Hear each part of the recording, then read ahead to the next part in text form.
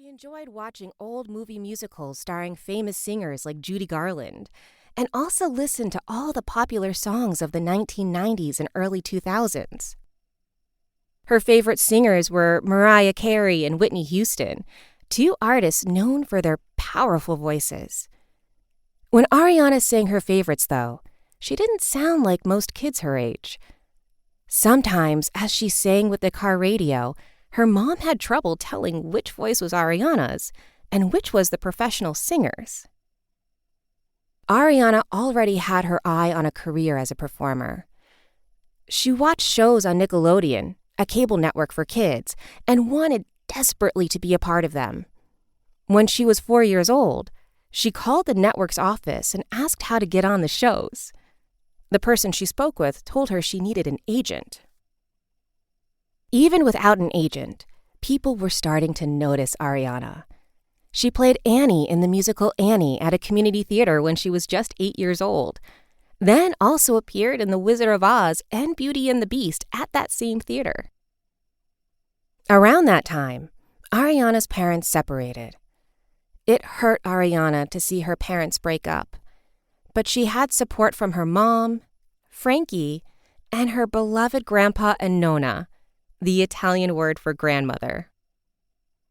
Joan began to take Ariana to karaoke nights at restaurants so she could get more chances to sing. At karaoke nights, she could get up in front of a crowd and sing along to the musical tracks of her favorite songs. One night, Gloria Estefan, one of the most popular singers of the 1980s and 1990s, happened to be at the karaoke lounge on a cruise ship that Ariana and her mother were vacationing on. She heard Ariana singing and was shocked by the power and range of her voice. After Ariana finished, Estefan went up to her and Joan.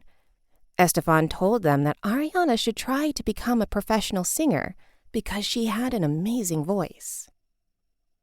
What made Ariana's voice special? It sounded pretty, but what really caught people's attention was her big range.